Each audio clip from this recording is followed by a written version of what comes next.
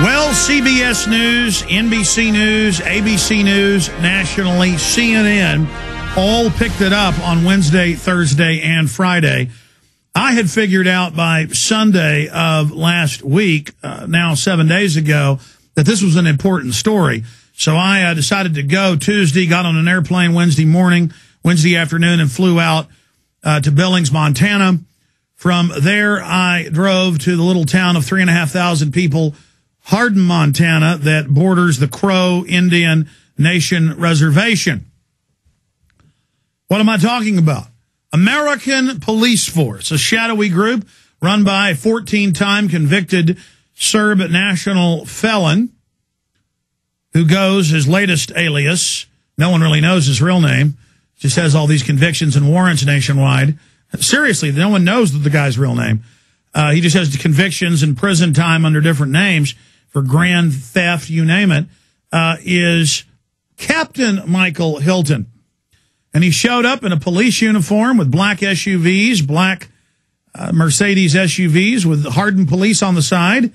Didn't matter if that was illegal. Impersonating a police officer was illegal because he was in with the local boss hogs, and they were going to take over the giant $27 million FEMA camp. It was being looked at a year ago to hold Guantanamo detainees, but now they were looking at just basically holding locals. This is the new economic development in our country, is prisons and surveillance and control.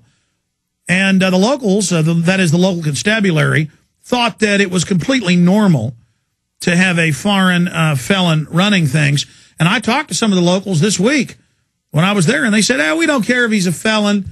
We don't care. Let him run the prison and, basically let him feed on locals and put everybody in the jail. I mean, what's 450 beds, bare minimum that facility had, 450 beds of a town of 3,500. I guess in Texas is the capital of prisons worldwide. We've got over 10% of Texans with warrants out for their arrests now. So why not? Why not put everybody in prison? Hell, put half of us in prison. The other half will run things. I mean, that is the New World Order plan. But the issue here isn't just that you have this felon, this mercenary, tied in with all these other shadowy groups doing this.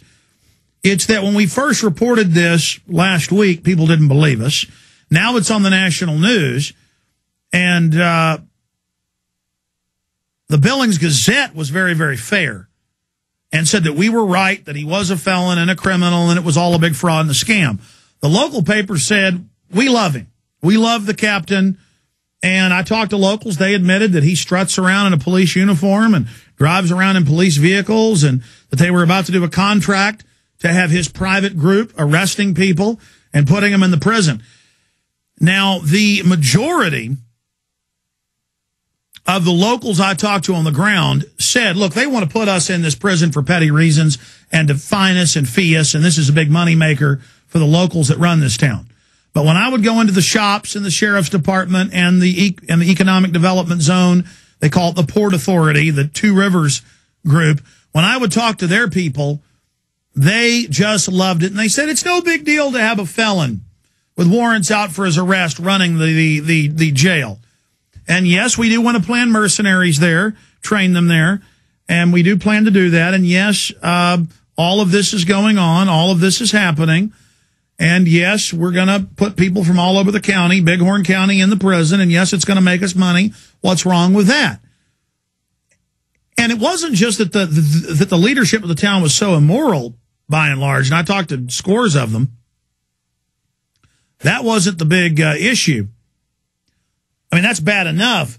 It was that even after I explained to them that he wasn't making the payments of the $2.6 million he's supposed to pay a year to run the private prison, and when I pointed out that his backers were pulling out and that all these different defense contractors said it was a fraud and they weren't involved, they would just shake their head and say, no, it's real. We haven't been conned by the captain.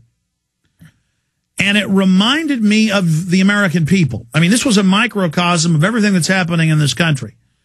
The American people don't want to admit that foreign banks have taken over the nation through fraud, through deceit, and are bankrupting us by design to vertically integrate our society. to consolidate our society and bring in a police state that they own and manage and control. This is corporate looting. By and large, people don't want to admit that they have been conned. And so this Captain Michael Hilton, one of 17 aliases, CBS News now reports nationally. This Captain Michael Hilton. Now, mind you, once it came out that these were aliases, he was fake, he was a fraud, he was a liar, he wanted to feed on the locals and basically throw everybody in prison. There's CBS News, national news, American Police Force Corporation takes over small town police force and prisonerless jail. See? That's CBS. We reported this on Monday. People laughed at us. But that's why I went there to document it. But this is a microcosm of our nation because locally in a town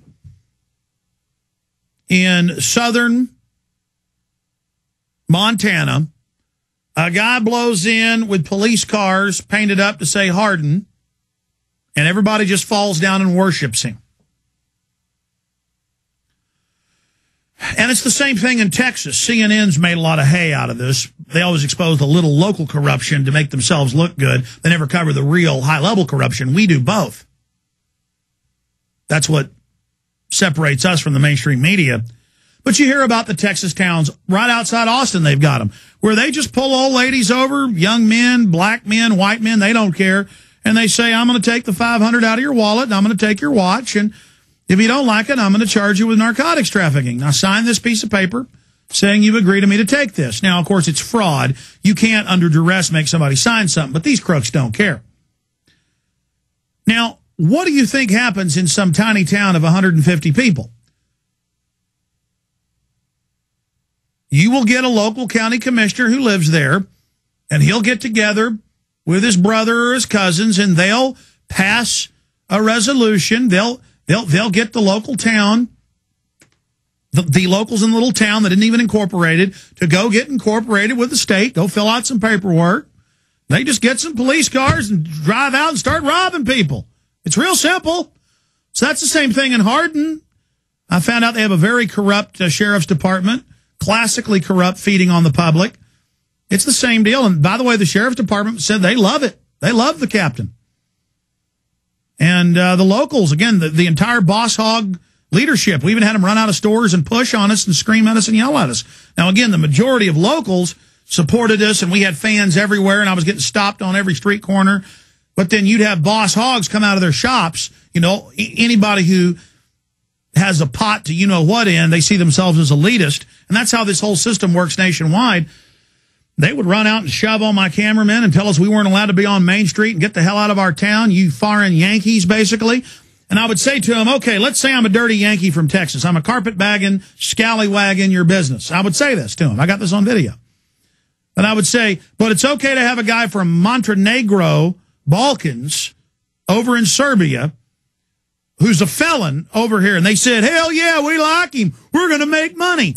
I mean, they were on power trips in front of me, looking because of this Two Rivers Authority, this Economic Development Authority, with all these different city council people and people running for mayor and their husbands. And, you know, you'd have the lady running for mayor whose husband was on the board of the Two Rivers Authority, and he ran out of the shadows at us on Main Street and pushed Aaron. We've got that on video. I mean, it's the Twilight Zone. And it's the same thing all over the country, from Schenectady, New York, to Oakland, California. It's just mafia.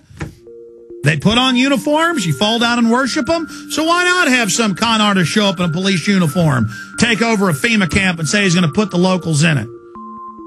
And, of course, the boss hogs locally loved it. They said, hell yeah, we're really going to rule now. I'm going to make me some money off the locals. I'm going to be the boss. Because all the local constabulary were going to be boss hogs in the new prison that could hold roughly 20% of the town.